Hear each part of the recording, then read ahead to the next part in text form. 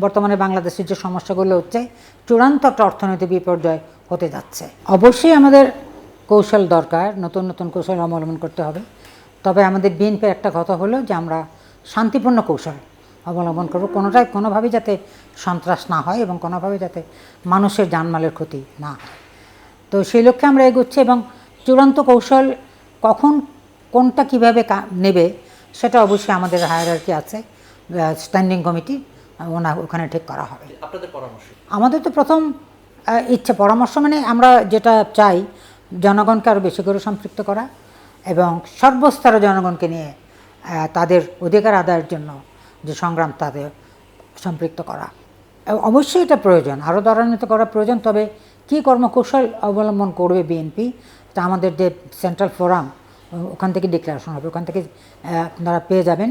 তবে যে মূল কথাটা হলো আমরা আরও বেশি বেশি করে মানুষকে সম্পৃক্ত করব এবং বর্তমানে বাংলাদেশের যে সমস্যাগুলো হচ্ছে চূড়ান্ত একটা অর্থনৈতিক বিপর্যয় হতে যাচ্ছে।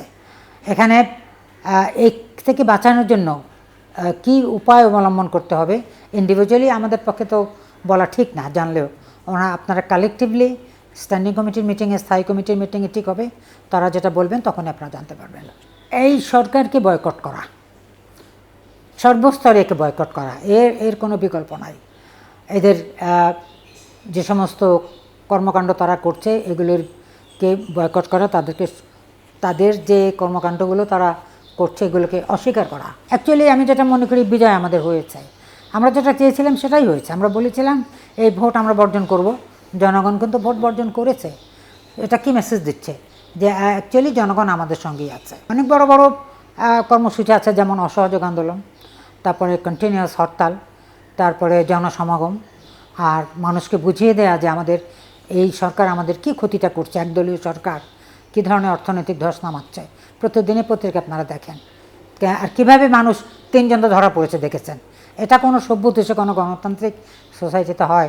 একটা জিনিস বুঝতে হবে যে আমরা জনগণকে ডাক দিয়েছি, জনগণ আমাদের সঙ্গে ছিল, আমরা ভোট বর্জন করেছি, জনগণ ভোট বর্জন করেছে।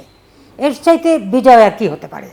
জনগণ ভোট দেয় না, এটাই তো বড় বিজয়। এখন যারা হতাশা প্রত্যেকের মধ্যে একটা থাকতেই পারে, যে কোনো একটা থাকতেই পারে, ক্ষমতা যাওয়াটাই তো বড় কথা না। বড় কথা হলো মানুষের অধিকার অর্জন করা, গণতন্ত্রকে এস্টাবলিশ করা, প্রতিষ্ঠা করা।